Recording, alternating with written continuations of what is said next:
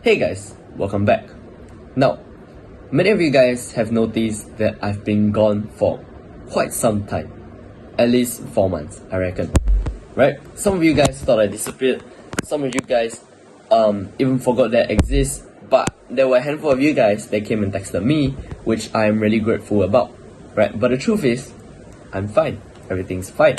I've just been taking the time off to focus on myself, my friends, my family.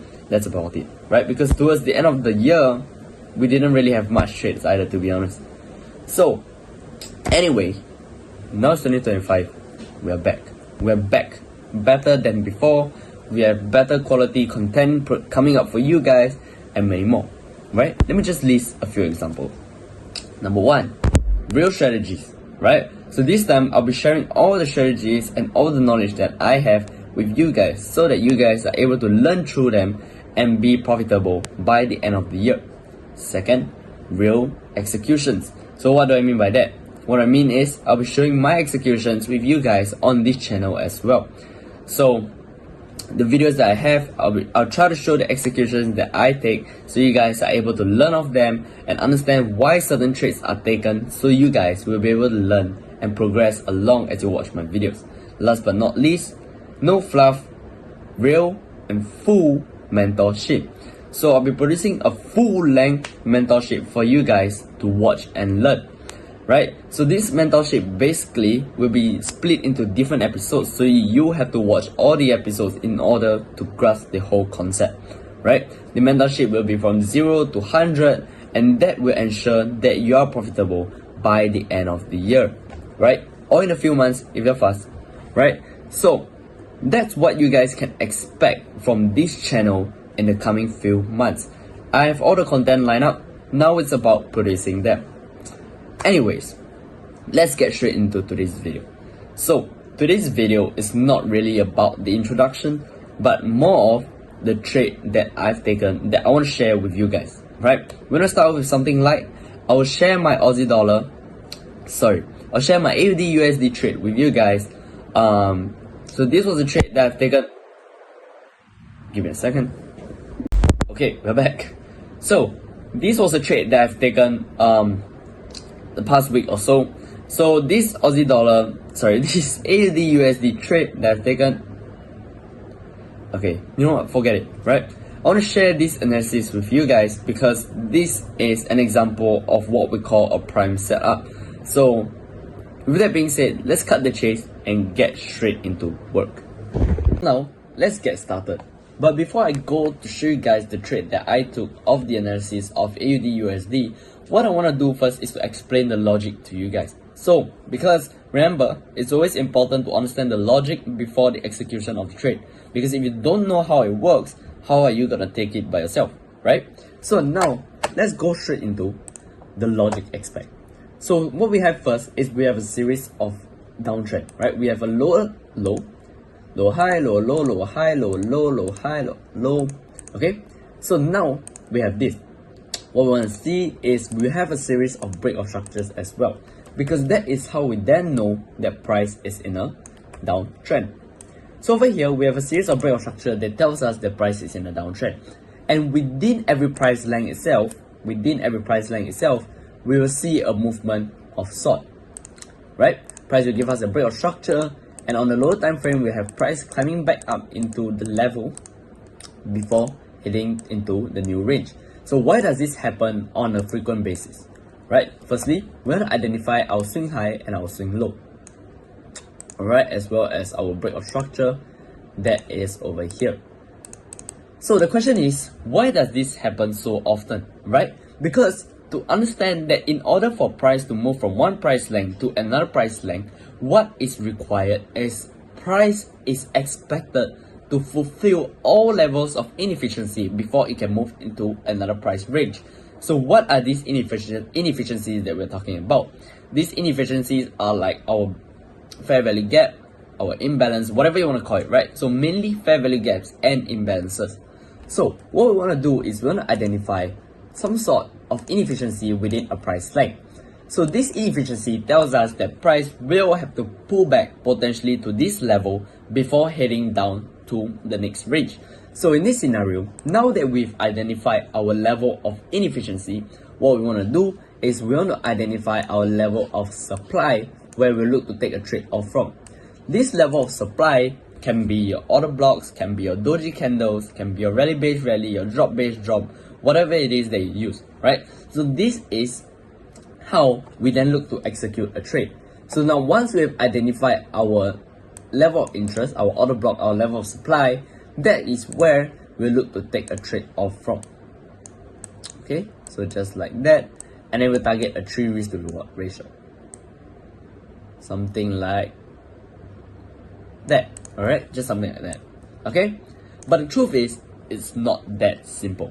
Remember, apart from identifying our inefficiency and our level of supply, our order block, there are also confluences that we have to look up for. What are these confluences? Number one, we have our levels of liquidity. Okay. Number two, we have our levels of imbalances. So the market will have to create levels of liquidity, levels of imbalances in order for price to respect a certain level to move into the next level. Because remember, if you do not see liquidity, there's a high chance that you are the liquidity, right? So that is one takeaway that I learned in my learning days. Okay, so now that is one thing we need to look out for. So apart from inefficiencies and levels of supply, we want to look out for confluences such as liquidity in the market or inducement that the market has formed. Okay, so these are the things that we're going to look out for. So what I'm going to do right now is I want to clear this level and go straight into the chart work to show you guys what I'm talking about. Okay, so now we see a series of break of structure, right? Price gave us this break of structure followed by a second break of structure which confirms that we are in a downtrend. So now that we have this knowledge, what we want to do is we want to identify our swing high as well as our swing low.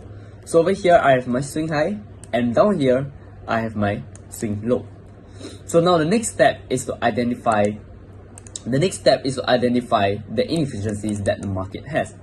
So in this scenario, where are the inefficiencies? Over here, we have one clear level of inefficiency and we have another level of inefficiency over here. How do we know that? Because we see a fair value gap. So now we have this understanding that there is these levels of inefficiency here in the market. That means there is a very high chance of price pulling back into both of these levels to fulfill the level of inefficiency before moving into the next price range. So that is usually how price move. Okay, now we know that we have these two levels of inefficiency. What we want to do is to identify our levels of interest. So where's our level of interest? I'm taking off this base drop over here, as well as this doji candle right here as my level of interest. Okay, because why? Because doji candle basically tells us that the market has doji candle basically tells us that the market do not know where it want to go, and that is basically telling us there's indecisive candles in the market, right? There's an indecision in the market. Therefore, the market do not know where it want to go, and usually those build up to be level of supply, right? So similar to drop base drop, that is the whole similar idea, right? The whole same idea, right? So now we're gonna look into how the trade runs. So now we see price taps into this level of interest here. Now, many traders will likely get into sell positions when price tap right into the drop base drop. But remember, there are a few things that we need to look out for, and that is our confluences. Now, when we look at these levels here, the question we gotta ask ourselves is, do we see liquidity? No, we don't, right? Because there is no liquidity here. What price did was that once price gave us the swing low, price aggressively came back into this level to mitigate the inefficiency that we had prior to this and tap into the level of supply. So there is no issue with taking a trade right off this supply here, because again, it is a valid level of supply. But when we think about it, when it comes down to finding confluences, there is a high chance that the market will not respect this level. Why? Because there is no liquidity, there is no inducement. Price gave us a very aggressive tap back into the level. Therefore, there's a very high chance that this is the liquidity or this is the inducement to catch these early sellers, right? So now, when we look back into the price, what we see here is that the market actually is inducing these traders. How do we know? This is a level of liquidity. This could then potentially be a level of liquidity that the market is creating so that it eventually takes the level out before heading towards the downside. Now we want to see how price plays out here. Alright, so there we go. You see, market allow these early sellers to get into their original positions where they look to sell, and for those traders that miss on the sell, they will look to get into an entry of a higher pricing, which is pretty much a more premium level to sell from, and that is where they start looking to sell. So traders will start looking to sell these levels, traders will start to look to sell these levels. So there's a lot of early sellers that are already in the market, right? So these early sellers that are in the market, they look to sell these levels, and what happened eventually? Let's take a look, right? Because again, remember, when we're talking about smart money, what we're looking at is we're looking at levels of confluences, which means these dotted levels that you see here, these are pretty much levels of liquidity, right? The market is creating liquidity that it will have to eventually take out before fulfilling all levels of inefficiency and moving into the next price leg, right? So this is what we call liquidity engineering, but that's a video for another day, right? So over here, what we see is price creating this level of liquidity, which it will eventually look to take out before shifting even lower, right? So now we have this liquidity that's being engineered. I'm going to take out this level because again, this is not a level of interest, right? If the market were to dump from there, then I'll miss out on the trade. But if the market doesn't, then I have saved myself from losing the extra 1% that I could prevent, right? So there we go. We see price took out that level right there, give us this level of inducement here, right? Because price took out the liquidity, right, of these early sellers, and where we'll look to enter is off this level right here, right? This is our point of interest. The stop loss that I had was 6.5 and I targeted 1 to 3, which is 19.5. So this is my target. This is where I look to execute my trade out from, because now we have our confluences instead, right? We have firstly the inefficiency in price, which is the fair value gap. We have a valid level of supply where we can look to sell from, and thirdly we have our confluence, which is our liquidity or imbalance, right? So that's inducement. So these confluences are in place, therefore I'll then look for a sell position of this level, which could potentially break the swing low. But again, I follow a very tight risk management, therefore I'm only targeting 3R. So let's see how this trade plays out. I'm going to drop down to the 15 minutes so we get a clear view, understanding of what is actually going on within this price length here. So we see, once again, I'm going to recap, early sellers got tricked into selling off this level here, right? So early sellers, they got into sales level here, right? So price sold off, gave us a massive downside push, and then what happened was that price came back up to allow more of these early sellers to get into the market. Those traders that missed out on the first move, they want to look to get into this move because what they're expecting is price to dump right off this level of supply. But what they fail to see is that there is no liquidity, there is no inducement, therefore there's a very high chance that they are the liquidity instead. So over here, we see that price pretty much allowed these early sellers to get into their positions before coming back up to liquidate all of their positions over there. So now this is when the smart money gets into the action, and that is when we look to sell off the level here. So price then taps us in, therefore give us a very good nice 3RR trade. So that's just that. Some of you guys may want to look to target the swing low, which is also valid, right? But I only look to execute off the 3R, right? So there we go.